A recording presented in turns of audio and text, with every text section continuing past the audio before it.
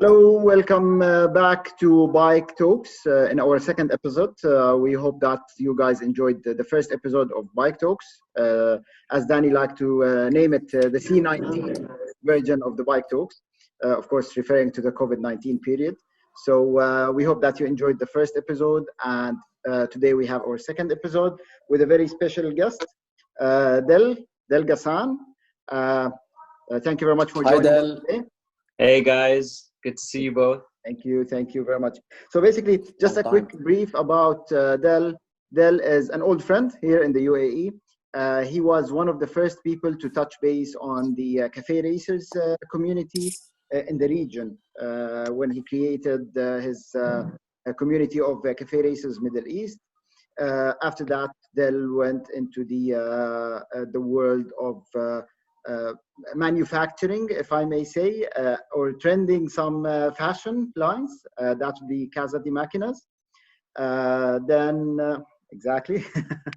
then introduced to us Art of Motorcycle Show that is happening for the second year right now, and we'll talk a little bit about it in a bit. So Del, thank you very much for joining us. Thanks guys, thank you guys, and thanks for everything you guys do for the scene as well. Thank you. Del, it's been a long time, huh? No, I just missed that. I miss you so much. Good to see you, man. Yeah, we're good. Del, how is it going? Honestly, how was it going? a lot of daydreaming, a lot of going out and polishing the bike, a lot of watching bike videos, a lot of thinking what we're gonna do next. Should I buy a project? Looking at Dubizzle every 2 days, seeing what's on the dream list. We actually came up with a good game, me and the boys. So, we have our Tuesday night book club where we used to always go on our bikes and catch up for a coffee. So we've taken that now online. So it's a Zoom book club. So what we do is we have competitions. What we do is you look at Dubizzle, you pick 3 bikes of your choice under the value of 100,000, and you have to say why you would want to buy those bikes, what you want to do to them. So we do these kind of things, keep each other busy, think about what we want to do to our bikes, tell each other how shit each other's bikes are, what we can do to make them better, Good. Yeah, it's fun. Trying to keep busy. Yeah. Movies. You said movies. What's happening? Movies. Dude, this is a good time to watch. My best thing to spend that time now. That's it. And if we can't ride, at least we can watch movies about riding, right? Yeah, of course, definitely. I've been speaking in the episode number 1 about those movies things, and I told the guys recently one of the best movies that I've watched was Why We Epic Ride. movie. And man, Super it's good. a lovely movie. It's a lovely movie. That's a lovely movie. But you said that you have been watching something different. Tell. Yeah. So I've been trying to catch up on some old stuff and on some new stuff. So I don't know if you guys remember, we were going to do we have the license anyway to do the official screening of Oil in the Blood here in Dubai. And unfortunately, the showing got canceled due to the COVID-19, and we still do hope to have it. But one movie you guys have got to see, and hopefully when we get a chance to roll it out here officially, come down, and we're going to launch Oil in the Blood. Amazing movie. Some of our old friends are in there, people that we've sort of known from the bike scene, people who come down to Dubai to visit us. And it just talks about motorcycle culture across different countries, Wheels and Waves, the Bike Shed, the Brooklyn Invitational. It talks about different styles, different passions, how different skill levels are. That's one of the movies I've really enjoyed. And then another 2 movies. So it's a kind of a document. It's a kind of a documentary movie, right? Wow. It's a documentary movie, but what I love is that it's not just based in one country. It's like across the world. And actually, when we spoke to the director, he told me if we knew that there was shows and scene here in Dubai, we would have involved you guys as well. Which I said, listen, if you do another one, keep us in the loop because there is a scene here. Yeah, definitely. And it is growing. Definitely. So, but it's awesome, man. You guys have got to see it. Other 2 movies that I've seen. One which is amazing, cinematic masterpiece. You may have heard of a guy called Josh Kerpias. I'm probably not pronouncing his surname correctly. He is an official photographer for Harley-Davidson. He's officially launched the Harley-Davidson podcast, which was on their website recently. He has done an amazing movie called 21 Days Under the Sky. Epic movie. Everything is a cinematic masterpiece. It's him and 4 other buddies on their old choppers just touring America. And it's just a cinematic masterpiece. Incredible movie. You sort of you feel like you're on the journey with these four guys, these four misfits. You literally get into it. Watch that movie. This is the best. This is the best things that you would like to watch.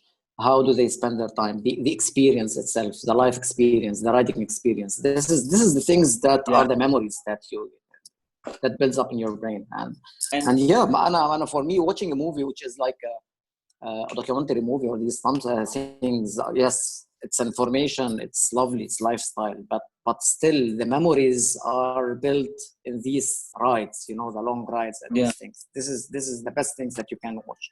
And there's things from these movies that all of us resonate with, whether it's, you know, a fist bumping your friend at the traffic light, or it's somebody trying to fly past the other dude, or some guy breaks down, which we all know, which is usually me. You know, yeah, we did that. You know, and it's that kind of things that you see other people doing it, because unfortunately we can't do it now. You live through it, and you really enjoy the movie because you can. It's like breathing that fresh air, like when you get on your bike in the morning. It's that same blast of air that you get. It's really cool. Watch that one. Last movie you should see, which is really cool, and I like it because it's quite urban as well. So it's called 6 Over. It was done by Dice Magazine a couple years ago. I'd not heard about it. It's about a bunch of California-based builders and how they have their different scenes and their different workshops, and they go to swap meets and they get parts, and they're talking about the culture and what feeds them and fuels them. Really cool movie as well, because it really shows you the people side of it. The bikes are a big part, but it shows you the struggle that they kind of go through to build their bikes and to get their bits and their parts and stuff. And really cool movie. And the mentality and the culture that they have. This is the most important thing, because everything that we were always trying to do here as Bike Nation is to inject the culture. Of course, as Cafe Racers Middle East also is try to inject the culture, the correct culture, for sure, inside the community that we are living in. And watching these things, it's the best things also. Yes, true. 100%. Talking about the culture and the scene that is happening here, I want to go back to another topic, which is the Art of Motorcycle. We know that we witnessed two very successful versions of this show that started in Dubai. I'd like to tell us a little bit about the history of it. Why did you start it? Yeah. What? How did it start exactly? Yeah. We're always speaking. So I mean, for me, I've always been that kind of person that I always thought, if you don't have it, get it. If you can't get it, make it. So even with my first bike that I ever had, the Bonneville, I used to look at these pictures of Steve McQueen, and I said I want a 1970s Triumph trophy. I couldn't get one, so I had a T100, and I turned it into a classic. You know, with my bike, you know, with my current Harley, I want a 70s chopper. Is it one? No. Am I turning it that way? Yes. So I remember we had just had my daughter, and I remember sitting there at 5 a.m, not knowing day from night, and I was watching these videos on YouTube, and I was watching about the Brooklyn Invitational, and I was watching about Mama Tried, and I'd recently gone to the bike shed where I did an article for you guys as well. And I was just thinking, I said to my wife, we can do this. And she said to me, we can do what? Go back to sleep. I was like, no. I was like, I'm going to do a bike show. She's like, go to sleep. And the next day I got on my bike and I rode to all the cafes. And I said, you know what? I said, guys, I'm going to do a bike show. And, you know, you guys getting behind it. And everyone was like, it's crazy, but for you, Del, yeah, we'll get behind it. And I remember coming to you guys and saying, listen, guys, I'm thinking of doing the show. And you guys were like, it's crazy, but we'll get behind it. It sounds cool. And one by one, garages started getting behind it, and cafes started getting behind it, and you guys and builders and people were like, you know, this is cool. And what we love about it is that it's organic, it's homegrown, it's not in any specific venue. Everyone could come together and just show their work and show their passion. So we did the first year, which I thought was super organic, and it blew away everybody. Nobody expected it to be what it was, you know.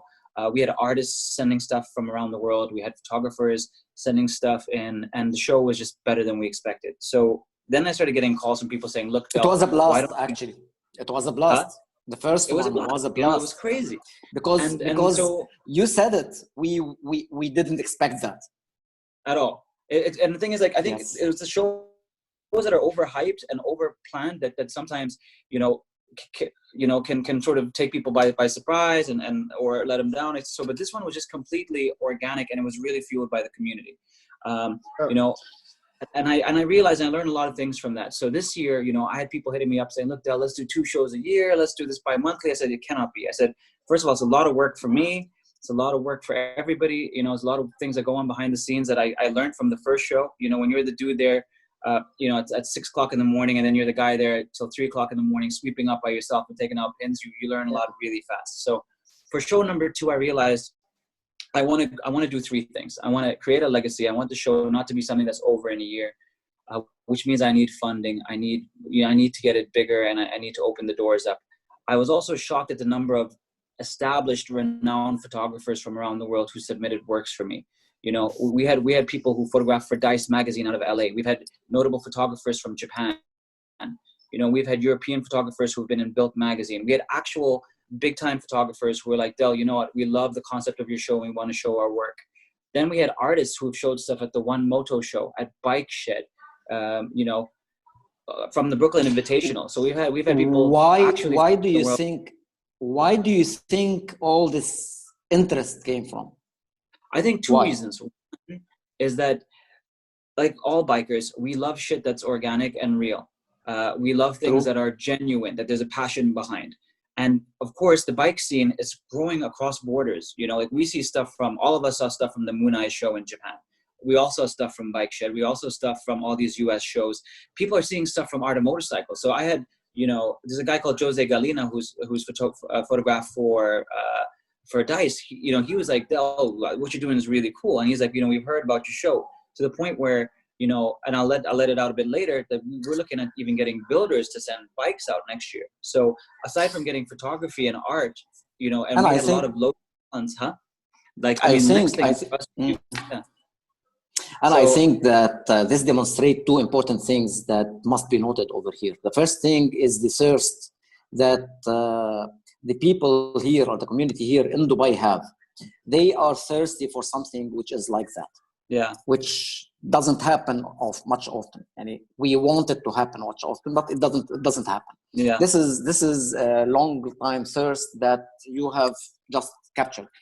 And the second thing is that Dubai being Dubai and the UAE being UAE, it's pioneering in everything, right? Correct. And most likely, highly likely, the communities all over the world, the developed communities, which is like in Europe and the UK, in, everywhere in the countries or in the world, they think that there is something happening in Dubai, but they don't know what's happening in Dubai. And once this popped up, they took it. They wanted to see what's happening, and they contributed, which is a good indication also. It's a good indication because this also mirrors Dubai to the world, which is lovely. This is what are the 2 important things and the values that we have, and it's very important. This is what I think. See, the thing also that I think was massively important, which was a big and a very hard decision for me in this year, was I realized 2 things. One was preparation is everything. Because in the first year I didn't know, you know, it's like the first time you get on a new motorcycle. You don't know where you're going to spin out. You don't know, how it handles. So the first show was a real test for me. Second show, we came in ready. You know, I had a lot of support from my venue sponsor, who was amazing. I had a lot of support from my print sponsor, who was amazing. And the tough decision for me this year was of letting in sponsors, because I never want to sell out, but I also have to make sure that the people who I have there, the selection of the sponsors was as selective as I was about the bikes, and it was as selective as I was about the art and the photography. So not only being the show founder, I'm also the show curator, meaning everything that is in the show, I pick it by hand. We pick each bike, we pick each, it's a real sort of homegrown show. Sorry, guys, huh? Sorry, the dog. Don't you worry. The dog is getting excited about the show. He has this bad habit, man. So no, but I mean, for us, the hard thing was about sponsors, because I'd had quite a few people come to me and say, look, Del, we like what you're doing and we want to get behind it.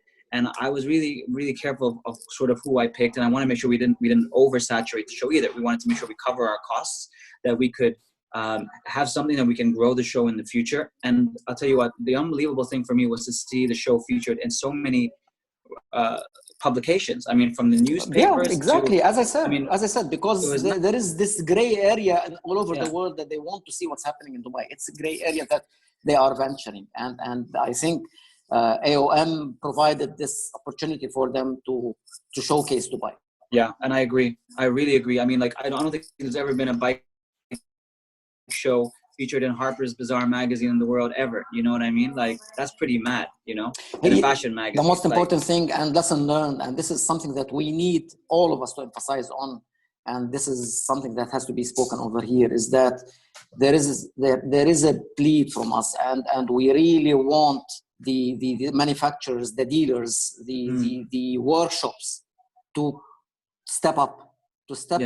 And just to come or step and tell us, here's the bikes, this is what we need to do, this is that, and you know, to contribution of builders, contribution of dealers. It's very important to build up the culture over here. Yes, I agree. And I tell you what, I have to say, like, for me, I had a lot of support from from Moto, from Cafe Rider, from Harley-Davidson, from Free Spirit, from Society Motorcycle, all these dudes. How's your Harley-Davidson? Huh? How's your Harley-Davidson? My Harley is doing well. It's being reshaped every day while I'm bored at home, taking bits off, putting bits. I mean, since we flipped to the Harley-Davidson topic, well, you were heavily involved in the cafe races first. Yeah. The Triumph and all of this culture. Then now to you the extent that when he brought a Harley. Exactly. Yeah, then now you're heavily involved with the Harley-Davidson, and we got some news for you that Harley-Davidson started or they're thinking of going to the line of cafe racers right now. So what a move. The idea that we spoke about this in the last episode. In the last episode, we said that we are going to bring up something which is what our Harley-Davidson are about to bring to the market. And this is something that actually amazed me when I heard about this. Harley-Davidson are bringing in a tracker and a cafe racer. They have done in the past year. Would that for you be the best of two worlds, Del? Or how do you feel? See, this is an interesting thing that you say, and we'll see. For me, I think I really like I really like originality, and I love heritage. For me, I really love heritage. What I love about cafe racers is the heritage, or what I love about a Triumph is that heritage behind it. So the way I kind of look at it is, I have my 1961 Matchless, pure British heritage. Everything about that bike is so British. And then when you come onto the Harley, it's like pure Americana. From the moment it pop, and I like that. It's kind of like the way when I go for a sushi, I enjoy the Japanese feeling of having sushi. Yeah, or when I go for an American steak, I enjoy the steak. Would I mix them together? I'm not sure, but that's not saying that fusion isn't cool either. You know what I mean? So Harley, with its heritage and its power and its history, it's going to be interesting. That's for sure. I mean, a tracker, I can definitely see the tracker for sure, because dudes have been making trackers out of everything. If you look at all those hooligan races and some of the flat track stuff, Harley has had a finger in that, in heritage wise. Cafe racer is going to be interesting for them because the British bikes and the Japanese bikes have dominated that for a while. But the scary thing is that they've seen that Americans have loved it. If you go look at New York and you look at, parts of the States, dudes are loving the old cafe styles, and it blew up. And a lot of this was due to people like, they opened the Ace Cafe in Orlando. Dime City Cycles promoted it hugely. They were a huge part in getting cafe parts and cafe culture out in the States. And now Bike Shed I think it's going to be a game changer. California as well. Bike Shed, they opened a new they're opening in LA. Yeah, exactly. It's going to be mad. Let's Harley. Sorry, Danny. What do you think Harley will use as a platform for their cafe racer? I mean, what engine? 100%. I think it would be I think you'd probably have the 1200 Sportster. I mean, if you think about size wise, and there are dudes who have made cafe racers out of that base model. You know what I mean? That's what I think they would start on. I think it's going to be the Revolution Max Power V-twin. The new engine. We know that in the last year, Harley-Davidson, they have launched their Pan American, and they have launched the, correct me if I'm wrong, Hassan, the CX 1200? Not the CX, no, something. No, the Bronx. The Bronx. Both of them, they had the new Revolution Max Power engine, right? It's the new engine that they have developed. I think that both the tracker and the cafe racer, they will have also the smaller size 975cc of the Revolution Max powertrain. That would be an interesting decision for them, and I think it would be, because I guess for a cafe you wouldn't need that much, that much oomph. It's around 975cc, which is just about. We saw some nice work over the Street 750. Honestly, I mean that we've seen some nice work around the 750 that looks really nice, and it represents the essence of the cafe racers. So I think small engine is not a problem. It's a good engine. Actually, it's an equivalent engine to the Truxton. And if you look at the cafe racers, they have the basically it's something like that. So it's an equivalent engine. I think that this is the engine that they are going to use. Yeah, I think the hard thing now is to try to release it and not make it cheesy. And you got to think about these brands that are doing crosses. So like look at what Triumph did, right? Like Triumph are known for their sort of classic style, nostalgic bikes, and then they came out with the Bobber. You know what I mean? True. Their Bobber is not the ugliest bike. It's a cool base bike. They're quite expensive, and people are doing cool but it stuff didn't work well. Yeah. Let's be frank about it. It doesn't work well because people don't associate it with their brand. You know what I mean? Properly. True. Same thing. If Harley comes out, you're gonna have two types of people in the States. You're gonna have the dudes that going, "Oh man, like what is that? These are for the hipsters. Like it just doesn't make sense. It's not a real Harley, as they would call it." Or you got the other dudes who are like, it's a Harley. It's Americana. It's got the flag and the heritage behind it. Let's make it work. Like a lot of bikers do. Like how when we have bikes and we wanted something, we said we make it work. That's what was available, and we want to style it our own way, and let's do it. And basically, look, I'll tell you something. And just to reply you on something which was earlier a little bit. And I think that Harley-Davidson stepped out of their circle with the Cafe Racer. It is an interesting stepping out. Same like what we were speaking in the first episode when BMW stepped out also of their circle, and then they did the R18. Now I'm flipping the picture. I am saying that maybe Harley-Davidson are stepping out from their circle by doing the Cafe Racer. The Tracker is something different. The Tracker, they are good, and I think that, and the competition for the Tracker, when it comes to the business also, because it's not about the lifestyle also, it's a business. When it comes to the business, the Tracker, it has its audience or its customers over there in America, of course, from the market, and they don't have that much of competition. And the only competition that they have, basically all over the world, I would say, is the FTR Indian, 100%. The 1200 FTR and the Spitfire CCM, the English, right? This is the only trackers that are made trackers by the dealer. So right, Hassan? I think this is it. Right, I would add something. They're focusing on the flat tracker, which could be different, a little bit different than the normal tracker that we're talking about. And with the flat tracker, it's the same. It's the same, If they see, for the flat trackers, what they're trying to do is like with the FTR, it goes back to that kind of nostalgic American style racing. True. Which they were involved in the initiation of it. I mean, they were involved for a long time in the flat tracking. Harley-Davidson and they were. There's history. And Harley-Davidson is. And the only thing that I'm saying here is that Indian, and I didn't till now see an FTR on the road since they launched it earlier. True. I didn't see that. True. I don't know, maybe because it's the Indian thing that's happening all over the world. The bikes are not getting sold that much. And this is an opportunity for Harley-Davidson, the new flat tracker, to step in and dominate in the US and maybe all over the world.